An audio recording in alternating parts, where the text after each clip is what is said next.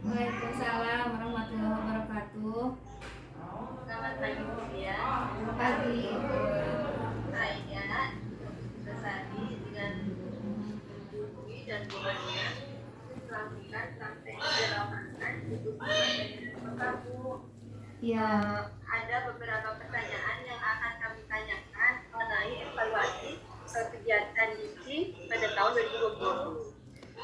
Mungkin yang pertama kami akan menanyakan analisa situasi di Puskesmas Banjaran Kota, baru kemudian langsung ke penugasan. Ada 4 penugasan. Yang pertama, evaluasi hasil bulan timbangan balita tahun 2020. Yang kedua, evaluasi tahun 2020. Yang ketiga, evaluasi hasil layanan obat gizi tahun 2020. Dan yang keempat, evaluasi hasil kegiatan keseluruhan gizi atau konseling 2020. Yang pertama mungkin analisa situasi wilayah kerja Puskesmas Banjaran Bu. Untuk IR-nya Bu, berapa ya Bu Puskesmas Banjaran? Kita wilayahnya ada 5 desa. Kita wilayah kerja ada 5 desa. Kemudian kita termasuk kalau untuk puskesmasnya sendiri masuk wilayah perkotaan.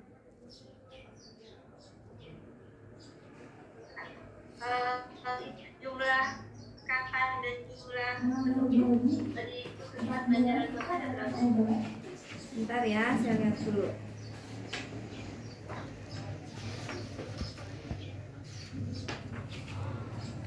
Kalau untuk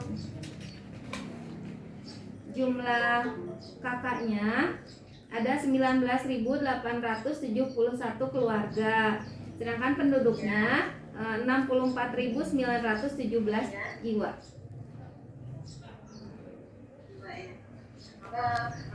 Untuk gambaran wilayah sendiri itu perkotaan berarti sudah dijangkau ya? Iya, karena di sini kan dekat ke pasar, kemudian jadi dekat pusat keramaian, ada alun-alun seperti itu.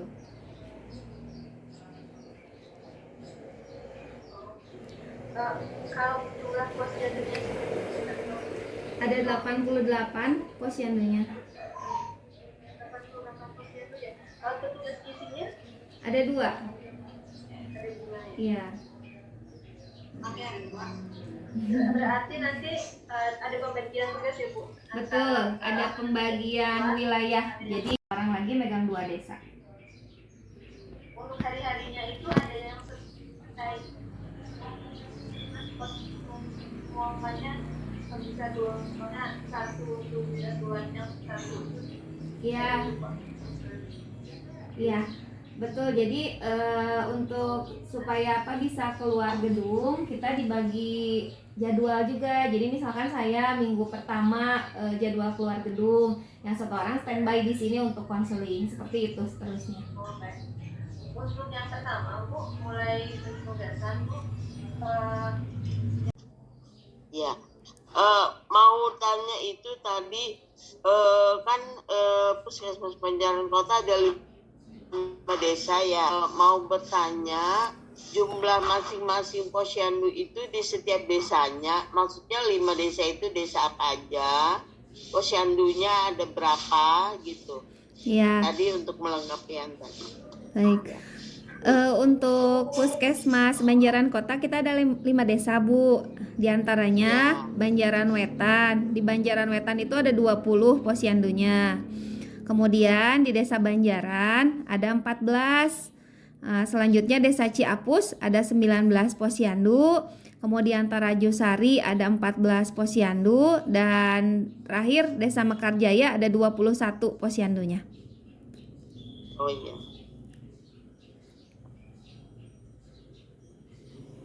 Berarti tadi jumlah totalnya 88 ya? Betul. Ya. Apalagi tadi sasarannya berarti per desa juga ada kan? Ada Bu. Ya. Kita sekitar 5.000 lebih ya Bu ya untuk balitanya. Sebentar.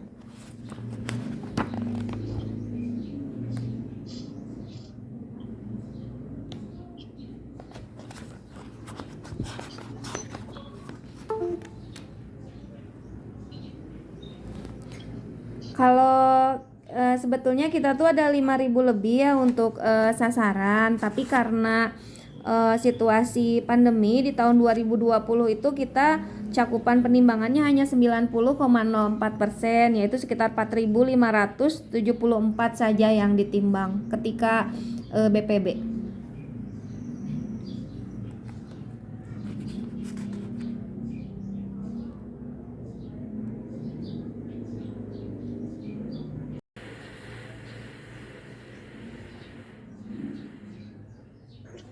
Cakupan DPRS-nya bagaimana Bu di Puskesmas Banjar?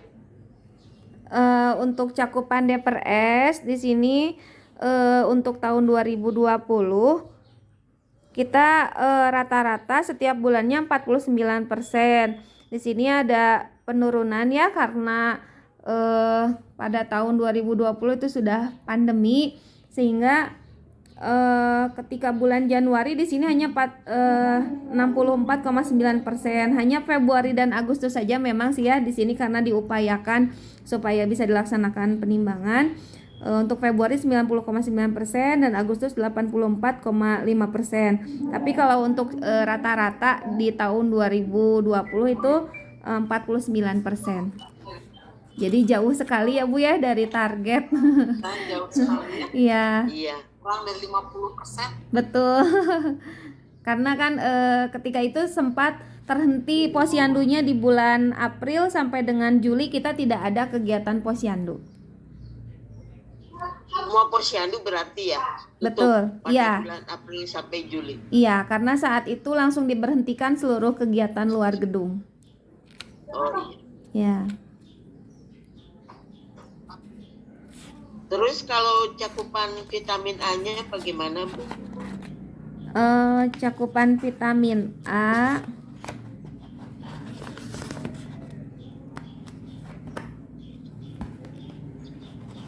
bentar ya.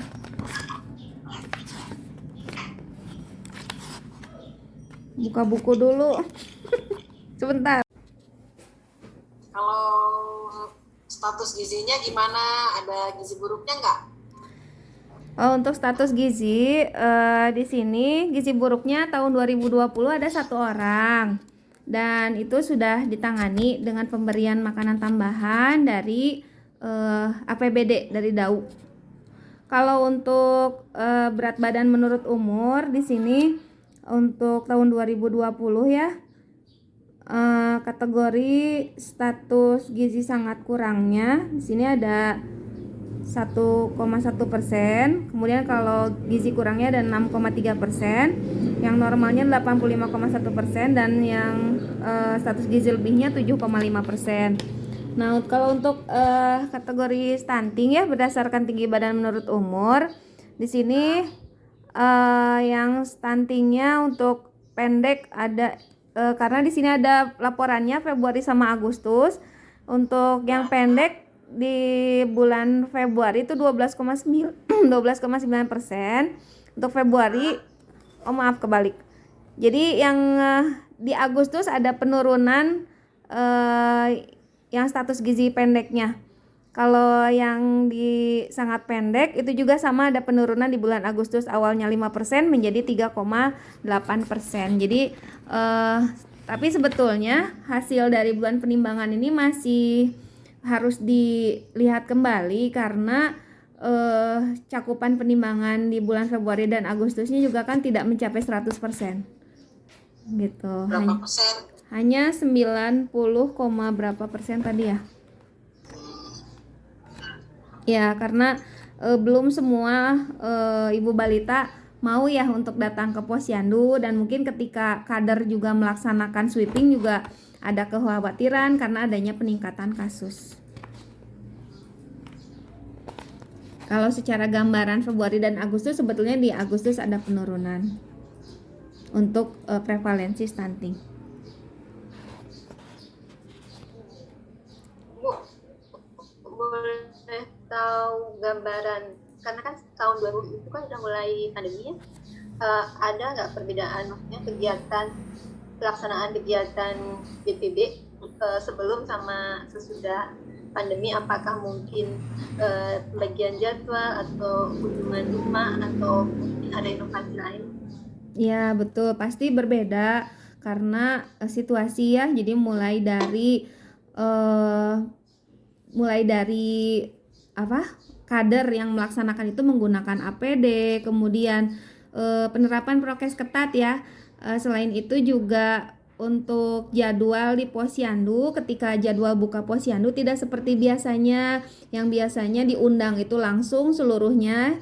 Nah, kalau pada saat kemarin 2020 sudah ada pembagian jadwal, misalnya yang bayi misalkan 6 bulan itu jam 8, kemudian jam 9-nya yang selanjutnya 6 sampai 24 bulan misalnya seperti itu. Jadi ada pembagian umur atau ada juga sih yang pembagian wilayah, nggak RT 1 dulu, ini RT 2, jadi dibagi per jam. Seperti itu.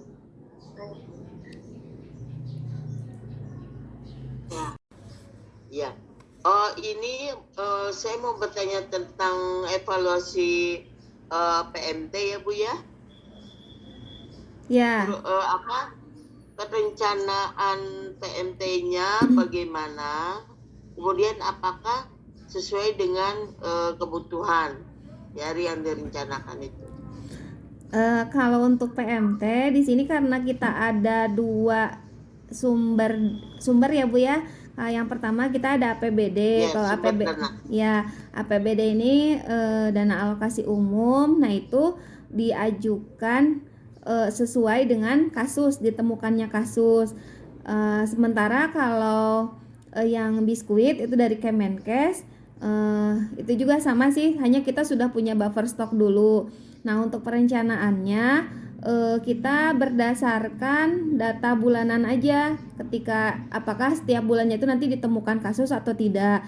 Nah, ketika yang ditemukannya itu status gizinya buruk atau sangat kurus, maka itu alokasinya dari DAU. Dan di tahun 2020 itu ada 1 anak balita gizi buruk gitu. Nah, kalau dari DAU itu diberinya dalam bentuk uang, sehingga kami sebagai pengelola, sebagai tenaga pelaksana gizi di sini membuat rencana gitu. Rencananya seperti penyusunan menu, karena diupayakan untuk PMT dari DAU ini adalah dengan makanan lokal, dengan memberikan makanan lokal, boleh juga semi dengan pabrikan seperti itu. Jadi kita buat kebutuhan gizi dari balita tersebut, kemudian setelah kebutuhan gizi kita susun juga menu setiap harinya. Nah, untuk pemberian PMT dari DAU alokasinya sebanyak 90 hari makan, jadi kita pakai siklus menu 10 hari gitu. Nah, sementara kalau untuk balita yang kurus itu bisa kita lihat dari data BPB terutama ya. Nah, nanti kita lihat berapa orang yang kurus, kemudian kita lihat juga berapa stok biskuit yang ada di puskesmas. Nah, untuk tahun 2020 di sini untuk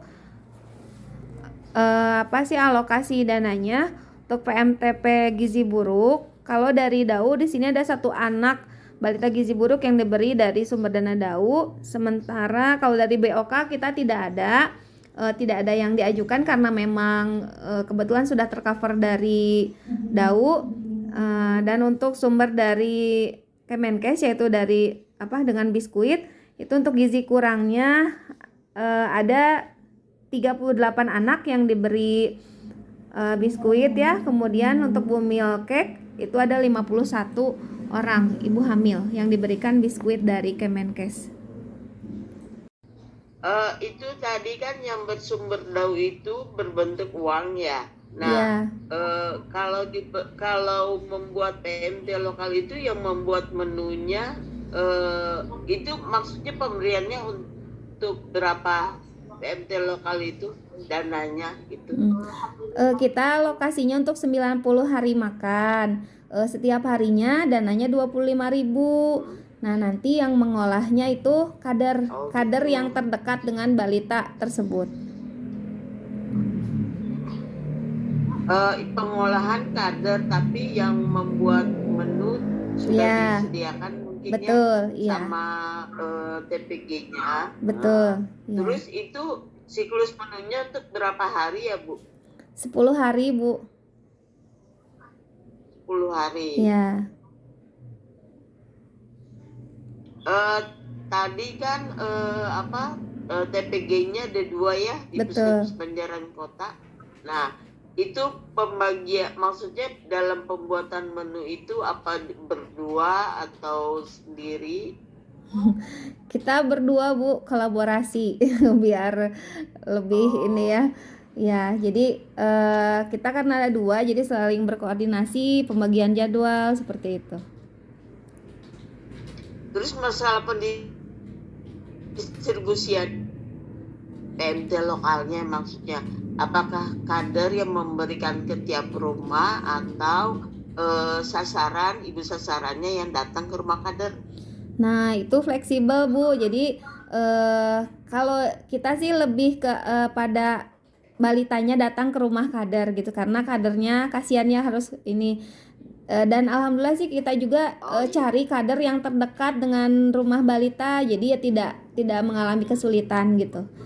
Nah, kalau biskuit beda lagi. Kalau biskuit karena ini ya disimpannya di puskesmas, ketika kita sudah punya sasaran per desanya, kita drop ke setiap desa gitu. Untuk selanjutnya nanti diserahkan kepada kepala desa. Kita juga menyerahkan sasarannya siapa saja. Nanti juga dari desa nanti di drop lagi ke setiap RW, ke kader terdekat dengan sasaran seperti itu, sehingga pemantauan oleh kadernya juga lebih mudah.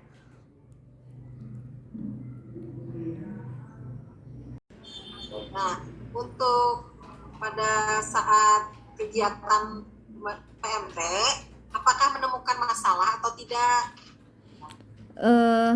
Masalah ada ya, tapi tidak terlalu prinsip. Jadi kalau PMT makanan lokal, kendalanya kadang mencari kader yang bersedia ya untuk mengolah makanan. Tapi alhamdulillah sih bisa terpecahkan dengan cara pendekatan tentunya, atau fleksibilitas ketika kita menentukan menu gitu.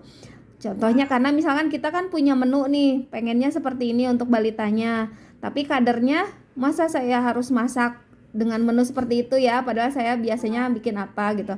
Jadi saya kadang mengarahkan untuk menyiapkan satu porsi untuk balita, tapi bisa sama bisa tidak dengan siklus menu, asalkan sesuai dengan gizi seimbang seperti itu. Nanti kita tinggal evaluasi aja atau dipantau setiap minggunya gitu. Kalau untuk PMT Kemenkes ya yang biskuit, kendalanya kita penyimpanan biskuit, karena datangnya juga kan kadang banyak banget ya, sementara kita gudangnya juga tidak memadai, sehingga penyimpanan kadang disimpannya di aula gitu, disimpan di aula, tapi tetap maksudnya. Evaluasi. Assalamualaikum. Waalaikumsalam. Bu, untuk perencanaan di Puskesmas Banjaran Kota selama tahun 2020 ada apa aja, Bu, untuk kegiatan gizi? Untuk kegiatan gizi kita ada pemantauan pertumbuhan pada bulan penerimaan balita ya untuk Februari dan Agustus.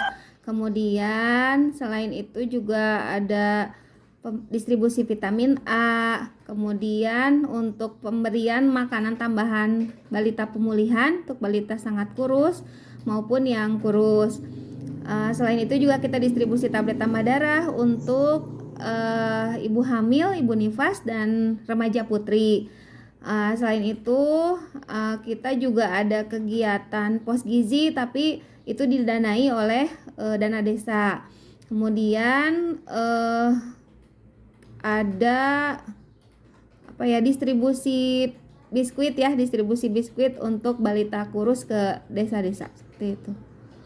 Nah itu dari semua kegiatan itu, kecuali yang pembiayaan dana desa, itu dananya dari apa aja, Bu? Misalnya apa dari APBD, BOK, atau JKN gitu sumber dananya? Sumber dananya dari BOK dan dari APBD. Ada itu kegiatan dari ada ya. kegiatan penyuluhan atau konseling nggak? Oh iya, Tahun ada. 2020. Ada. Nah, kita karena target di Puskesmas kan ini juga ada target penyuluhan, kita selalu menjadwalkan untuk kegiatan penyuluhan luar gedung sekaligus dengan ketika melaksanakan pembinaan ke Posyandu.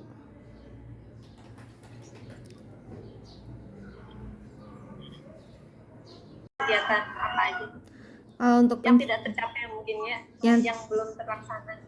Yang belum terlaksana itu untuk pemberian tablet tambah darah pada remaja putri, karena ketika bulan Maret itu kita tanggal 16 Maret 2020 itu diberhentikan untuk kegiatan luar gedung. Begitupun dengan sekolah juga karena tidak berjalan, jadi setempat berhenti ya, karena tadi kesulitan untuk koordinasi juga. Kemudian sebetulnya kalau untuk stok tablet tambah darahnya memadai, hanya karena peralihan ya, transisi dari awalnya kita tatap muka menjadi tidak. Nah, di situ kendalanya, sehingga itu tidak terrealisasi untuk distribusi tablet tambah darah selama tahun 2020. Jadi berjalannya hanya sampai bulan Februari berarti ya, kalau nggak salah, sampai pertengahan Maret. Ya, dari kegiatan tadi yang sempat terhenti karena ada edaran tidak itu ya, apakah ada upaya yang dilakukan untuk mengganti kegiatan atau bagaimana? Upayanya kita menggunakan teknologi mungkin ya, jadi melalui online, contohnya seperti penyuluhan. Karena penyuluhan tidak bisa langsung, tidak keluar gedung, kita melaksanakan penyuluhan bentuknya itu lewat WhatsApp kayak gitu. Jadi terus kita juga pernah ngadain kayak talk show tapi di WhatsApp gitu. Jadi kita menyiarkan lewat video gitu. Tapi di situ interaktif juga dengan sasaran. Jadi memang tidak berhenti ketika luar gedung diberhentikan, kita juga mencari cara lain tapi melalui teknologi seperti itu. Berapa kali dapat dilaksanakan? Kita ada 645 kali konseling, dan itu dilaksanakan oleh 2 TPG ya. Nah, konseling itu bisa dilaksanakan di dalam gedung ataupun di luar. Contohnya seperti pada saat ANC terpadu mobile, itu juga kami hitung sebagai konseling. Jumlahnya 645 dilaksanakan oleh 2 TPG. Betul. Karena tadi terhenti di bulan Maret sampai Juli ya, itu tidak melaksanakan. Dan kalaupun ada yang ke puskesmas juga dibatasi. Terus berarti kalau untuk konseling di dalam gedung sebelumnya kan berarti udah punya jadwal ya? Ya. Itu ditentukan tiap hari apa aja atau bagaimana? Kita setiap hari buka karena ada TPG-nya 2. Jadi kita mengatur jadwalnya per minggu. Jadi saya misalkan minggu ke-1, nanti rekan saya minggu kedua jadwal keluar gedungnya. Jadi selalu standby, selalu ada di sini untuk nutrisionisnya. Terima kasih Bu Dia atas penjelasannya tentang kegiatan pelayanan gizi selama 2020. Kami mohon pamit dulu, kembali ke Zoom room masing-masing. Iya, sama-sama ya Bu. Assalamualaikum. Waalaikumsalam warahmatullahi wabarakatuh. Waalaikumsalam warahmatullahi wabarakatuh. Selamat pagi Bu Dia. Pagi. Saya Besari dengan Bu Dwi dan Bu Mania melakukan praktek di lapangan di Puskesmas Kota Bu. Ya. Ada beberapa pertanyaan yang akan kami tanyakan mengenai evaluasi kegiatan gizi pada tahun 2020. Mungkin yang pertama kami akan menanyakan analisa situasi di Puskesmas Banjaran Kota, baru kemudian langsung ke penugasan, ada 4 penugasan. Yang pertama, evaluasi hasil bulan timbangan balita tahun 2020. Yang kedua, evaluasi tahun 2020. Yang ketiga, evaluasi hasil wilayah obat gizi tahun 2020. Dan yang keempat, evaluasi hasil kegiatan penyuluhan gizi atau konseling 2020. Yang pertama, mungkin analisa situasi wilayah kerja puskesmas Banjaran, Bu. Untuk ini Bu, berapa ya Bu puskesmas Banjaran? Kita wilayahnya ada 5 desa. Kita wilayah kerja ada 5 desa. Kemudian kita termasuk kalau untuk puskesmasnya sendiri masuk wilayah perkotaan.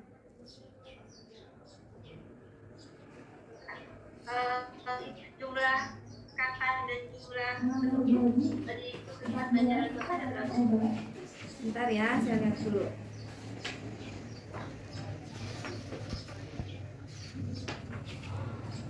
Kalau untuk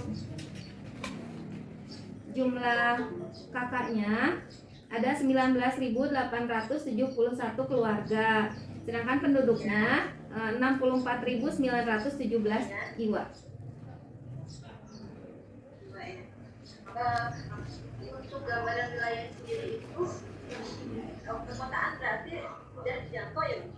Ya, karena di sini kan dekat ke pasar, kemudian jadi dekat pusat keramaian, ada alun-alun seperti itu.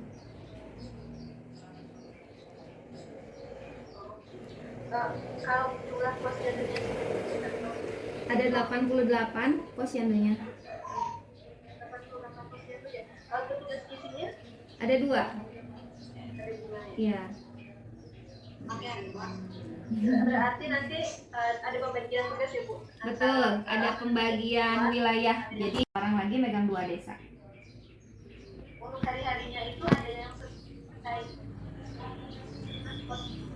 semuanya bisa satu dua yang satu. Iya. Iya. Betul. Jadi untuk supaya bisa keluar gedung, kita dibagi jadwal juga. Jadi misalkan saya minggu pertama jadwal keluar gedung, yang satu orang standby di sini untuk konseling, seperti itu seterusnya. Untuk yang pertama Bu, mulai penugasan Bu, yang pertama tentang evaluasi. Ya, mau tanya itu tadi kan puskesmas Banjaran Kota ada 5 desa ya. Mau bertanya jumlah masing-masing posyandu itu di setiap desanya. Maksudnya 5 desa itu desa apa aja? Posyandunya ada berapa gitu? Iya. Tadi untuk melengkapi yang tadi. Baik. Untuk puskesmas Banjaran Kota kita ada 5 desa Bu. Di antaranya Banjaran Wetan. Di Banjaran Wetan itu ada 20 posyandunya. Kemudian di Desa Banjaran ada 14. Selanjutnya Desa Ciapus ada 19 posyandu. Kemudian Tarajusari ada 14 posyandu. Dan terakhir Desa Mekarjaya ada 21 posyandunya. Oh iya. Berarti tadi jumlah totalnya 88 ya? Betul. Ya.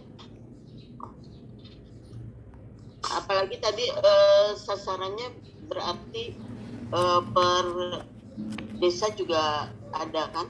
Ada Bu. Ya. Kita sekitar 5.000 lebih ya Bu ya untuk balitanya. Sebentar.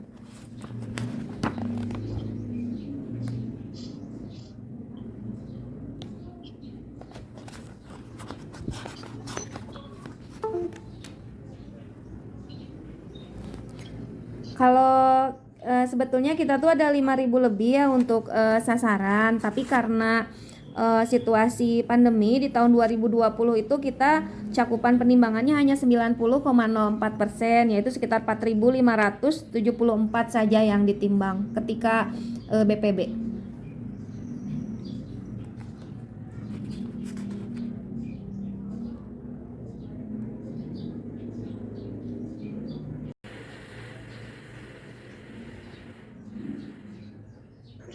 Cakupan DPRS-nya bagaimana Bu di puskesmas Banjaran? Untuk cakupan DPRS di sini untuk tahun 2020 kita rata-rata setiap bulannya 49%. Di sini ada penurunan ya karena pada tahun 2020 itu sudah pandemi, sehingga ketika bulan Januari di sini hanya 64,9%. Hanya Februari dan Agustus saja memang sih ya di sini karena diupayakan supaya bisa dilaksanakan penimbangan. Untuk Februari 90,9% dan Agustus 84,5%. Tapi kalau untuk rata-rata di tahun 2020 itu 49%. Jadi jauh sekali ya Bu ya dari target. Nah, jauh sekali ya. Iya, Iya. Kurang dari 50%. betul. Karena kan ketika itu sempat terhenti posyandunya di bulan April sampai dengan Juli kita tidak ada kegiatan posyandu. Semua posyandu berarti ya? Betul, Tutup pada iya. bulan April sampai Juli. Iya, karena saat itu langsung diberhentikan seluruh kegiatan luar gedung. Oh iya. Ya. Terus kalau cakupan vitamin A-nya bagaimana, Bu? Cakupan vitamin A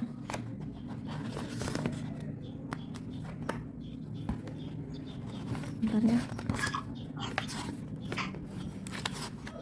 buka buku dulu sebentar. Ya.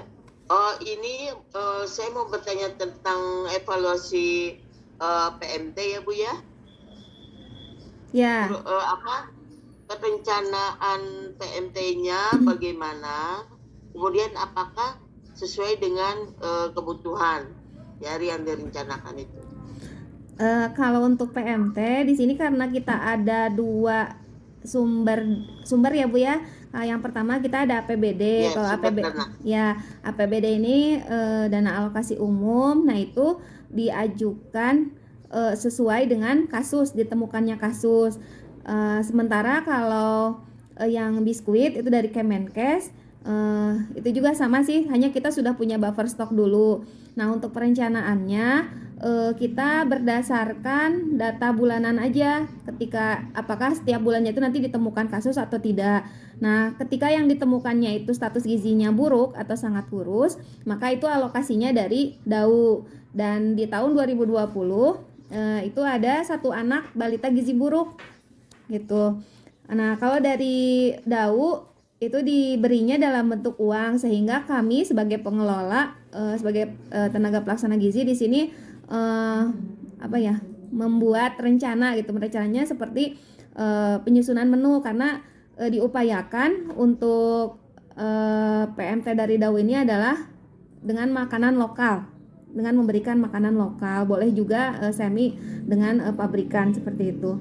Jadi kita buat kebutuhan gizi dari balita tersebut, kemudian setelah kebutuhan gizi kita susun juga menu setiap harinya.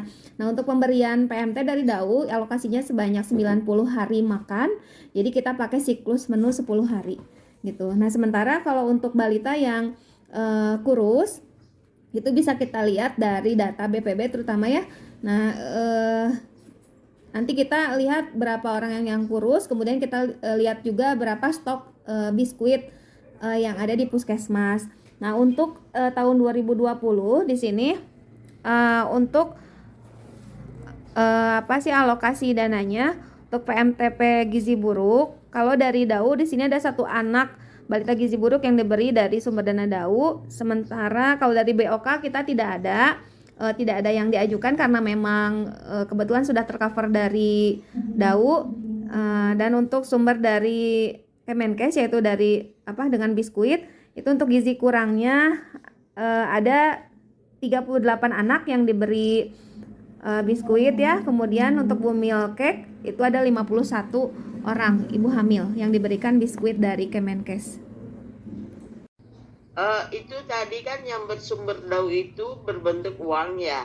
Nah, kalau membuat PMT lokal itu yang membuat menunya itu maksudnya pemberiannya untuk berapa PMT lokal itu dananya gitu? Kita lokasinya untuk 90 hari makan. Setiap harinya dananya 25.000. Nah, nanti yang mengolahnya itu kader yang terdekat dengan balita tersebut. pengolahan kader, tapi yang membuat menu sudah Ya, disediakan mungkin ya betul, iya. sama TPG-nya. Betul, ya. Terus itu siklus menunya untuk berapa hari ya Bu? 10 hari, Bu. 10 hari. Ya. Tadi kan TPG-nya ada 2 ya di Betul. Puskesmas Banjaran Kota. Nah, itu pembagian, maksudnya dalam pembuatan menu itu apa berdua atau sendiri? Kita berdua, Bu, kolaborasi biar lebih ini ya. Ya, jadi kita kan ada 2, jadi saling berkoordinasi pembagian jadwal seperti itu. Terus masalah pendistribusian PMT lokalnya, maksudnya apakah kader yang memberikan ke tiap rumah atau sasaran, ibu sasarannya yang datang ke rumah kader? Nah, itu fleksibel, Bu. Jadi kalau kita sih lebih ke pada balitanya datang ke rumah kader gitu, karena kadernya kasihannya harus ini. Dan alhamdulillah sih kita juga cari kader yang terdekat dengan rumah balita, jadi ya tidak mengalami kesulitan gitu. Nah, kalau biskuit beda lagi. Kalau biskuit karena ini ya disimpannya di puskesmas, ketika kita sudah punya sasaran per desanya, kita drop ke setiap desa gitu. Untuk selanjutnya nanti diserahkan kepada kepala desa. Kita juga menyerahkan sasarannya siapa saja. Nanti juga dari desa nanti di drop lagi ke setiap RW, ke kader terdekat dengan sasaran seperti itu, sehingga pemantauan oleh kadernya juga lebih mudah.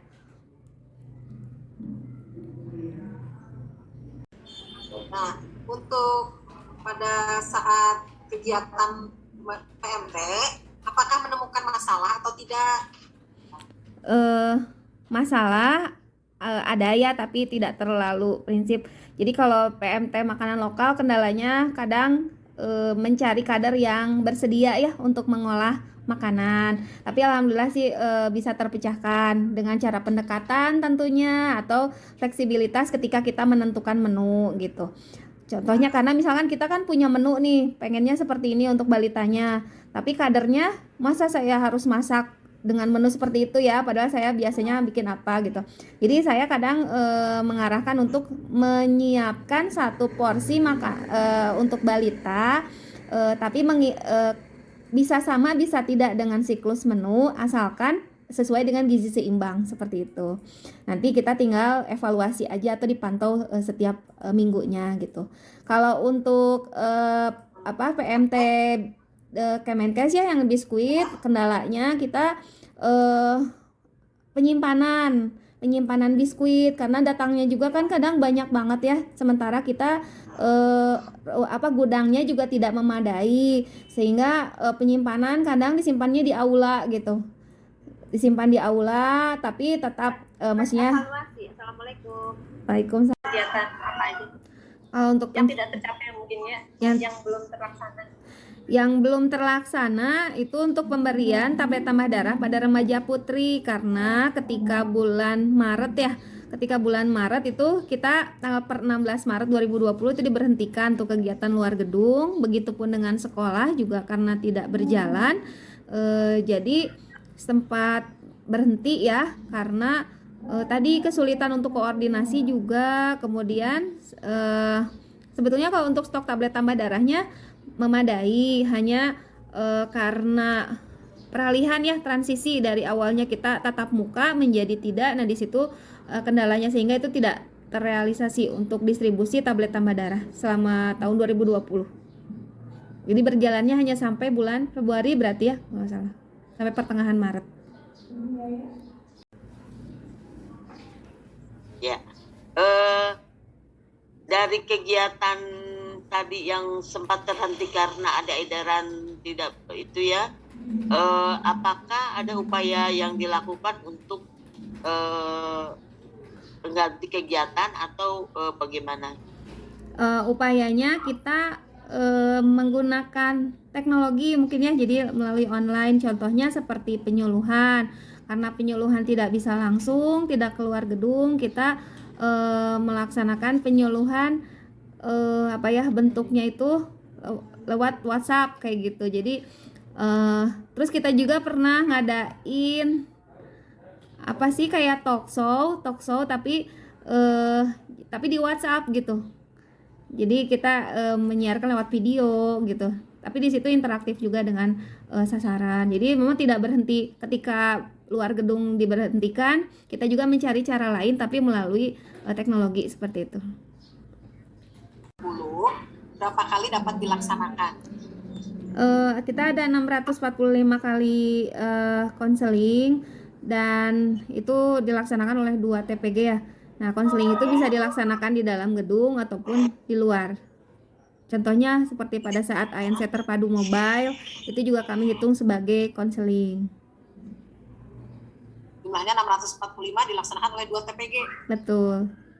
Karena tadi terhenti di bulan Maret sampai Juli ya, itu tidak melaksanakan. Dan kalaupun ada yang ke puskesmas juga dibatasi. Terus berarti kalau untuk konseling di dalam gedung sebelumnya kan berarti udah punya jadwal ya? Ya. Itu ditentukan tiap hari apa aja atau bagaimana? Kita setiap hari buka karena ada TPG-nya 2. Jadi kita mengatur jadwalnya per minggu. Jadi saya misalkan minggu ke-1, nanti rekan saya minggu kedua jadwal keluar gedungnya. Jadi selalu standby, selalu ada di sini untuk nutrisionisnya. Terima kasih Bu Dia atas penjelasannya tentang kegiatan pelayanan gizi selama 2020. Kami mohon pamit dulu, kembali ke Zoom room masing-masing. Ya, sama-sama ya Bu. Terima kasih. Assalamualaikum. Waalaikumsalam warahmatullahi wabarakatuh.